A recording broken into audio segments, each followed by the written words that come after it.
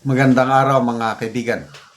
Bigyan natin ng reaction, opinion itong post ng ABS-CBN News, pahayag ni DILG Secretary Boying Rimulya sa problema yung pagtanggap ng posisyon ni General Torre as MMDA General Manager. At the same time, sumusildo pa rin siya as 4-star General sa police. Kasi nagreklamo si General Torre na bakit niyo ako ni-retire na hindi naman niya ako nag-file ng optional retirement. Hindi sila nagkaintindihan eh. Akala ni General Torre na tatanggapin niya yung posisyon niya as General Manager ng MMDA, but at the same time, 4-star General pa rin siya. At sumusweldo ba sa PNP? Ito, bumelta si Secretary John Vic Rimulya, he's wrong. Bawal yan. Sabi niya. Okay. Bawal yan. Bawal. As explain as it can get. You cannot hold two government positions at the same time.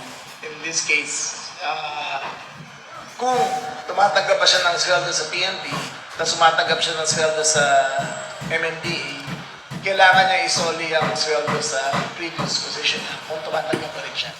For context lang, sir, kapag optionally retired, ano maging epekto nun sa yung clearances ng ng mga harassment cases when he's Ay, with PNP? sa ombudsman yun eh. Kailangan niya kumuha ng clearance sa ombudsman. Pero sir, yung full benefits, sigurado naman yan. Ang na-process namin is 90%. Parang 90% kasi hindi niya, parang gano'n eh.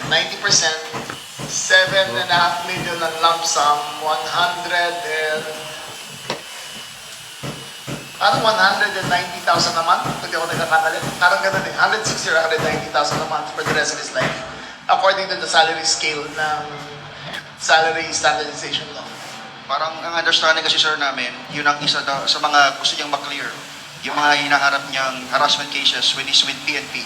And anong magiging epekto sir kapag optionally retire? As far as NAPOLCOM is concerned, wala na siyang kaso dito sa NAPOLCOM. Sa ombudsman ang kaso niya. But I asked him to go there and get his clearance. At gagawin, sabi niya gagawin naman niya. We granted him full benefits. So let's wait for Malacanang na lang to give the full picture. Pero Kasi sir, ang Malacanang ang appointing authority. Kami nag-process na. pero when he received the position as GM ng MMDA, Ipso facto resign. Not retired Resign. Ipso facto resign. Invited pa ba siya sir sa Downing of France next week? Of course. Kung pwede na nga siya na magbigay ng siya na maglagay ng siya kasama sa yung flag turnover. We want him to be there to make it more formal. Ibig sabihin, wala tayong tatawagin na. Ayun. Grabing sigalot naman ito. Oh. Sabi niya, he's resigned but not retired. Sabi niya, nung tinanggap ni General General Torre, yung posisyon niya as General Manager ng MMDA, automatic resign siya but not retired. Yun ang punto ni General Torre. Bakit niyo ako inisyuhan ng retirement order, optional, na hindi naman ako nag-apply ng optional retirement? Kasi kung mandatory retirement at the age of 56, wala siyang magagawa. Magre-retire siya, hindi pa naman siya mandatory. Next year pa, alam ko, January 2027, doon siya talaga mandatory mag-retire. So, itong issue ngayon, dahil ni-retire siya ng NAPOLCOM without him knowing, talagang issue talaga. Magulo. Ang pagkakaintindi ko, ayaw pa ni General Torre na mag-retire. Bakit? Iyon nga, ang tanong niya, yung mga harassment cases, mas maganda kung hindi pa siya retire dahil 4-star general. May mas dating. Kaya ayaw niyang retire siya dahil civilian na siya, madali na siyang habulin. Ganon ang pagkakaintindi ko, but I might be wrong. Okay? So, hintayin natin. Sinasabi ni Yusek Claire Castro, nagkakaintindihan na daw. Ayos na daw kay General Torre na retired na siya, but hindi ako naniniwala doon. Sabi ni General Torre na in a few days from now, i-clarify niya. Pag nagsalita na si General Torre na okay, it has been clarified na ako, tinatanggap ko, retired na ako, okay na ito, yon, maniniwala na ako. But meantime, yung sinasabi ni Yusek Claire Castro na ayos na, nagkakaintindihan na, I'm sorry, hindi ako maniwala. So, dapat ma-clear up ito. Grabe naman, oh. Bakit hindi klinaro? Dahil, ang alam ni General Torre, tatanggapin niya yung posisyon niya na hindi pa siya magre-retire. Yung sweldo siguro, walang problema yan eh. Kung ako si General Torre, hindi ako tatanggap ng sweldo sa PNP, okay lang yun.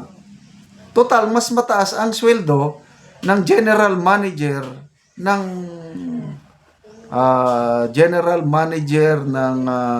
MMD, mas mataas eh. Kung hindi ako magkakamali, 200,000 plus ang sweldo ng general manager.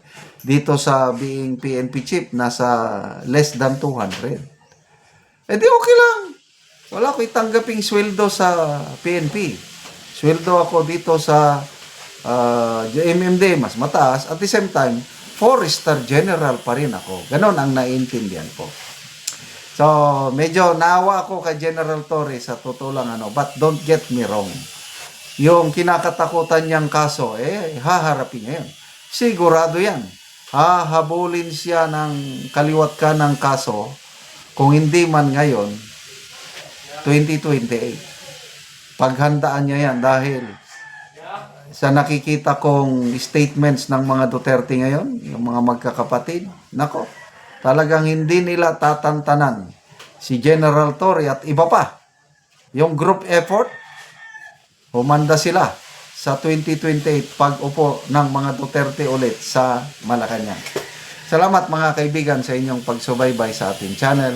Nakakatulong kayo ng malaki sa tribong Talandig ng Bukidnon dahil ang sweldo natin sa channel na ito is pantulong po sa tribo. Namimigay tayo ng libreng yero at pako para itong tribong ito makapagpatay naman sila ng mas maayos na tirahan. Panoorin nyo ang video na ito.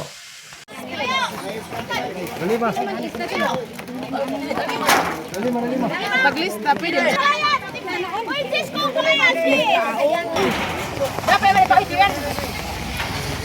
Ay, bayog pa awit yan dahil sila sa bahay.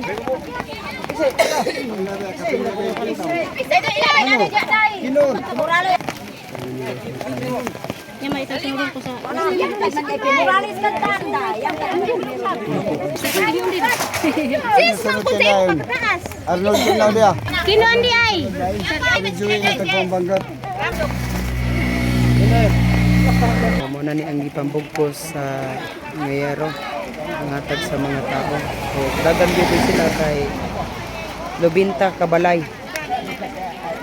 ang tabangan og yero.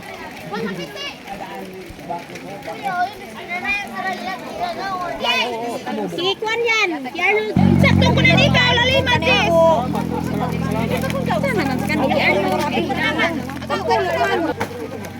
Wala naman kasagulit sa amin. Kol, iba ko. Ito sa tag-iya. Para hari ka, kuwan.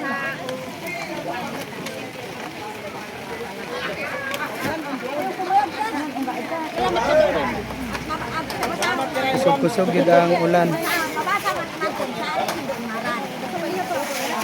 Daw pa nakista. Nandong. Ernalyn, andaman.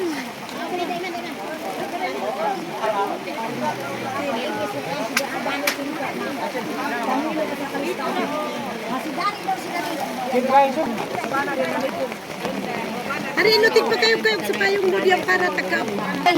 Trinidad! Nakon! Trinidad na sinira.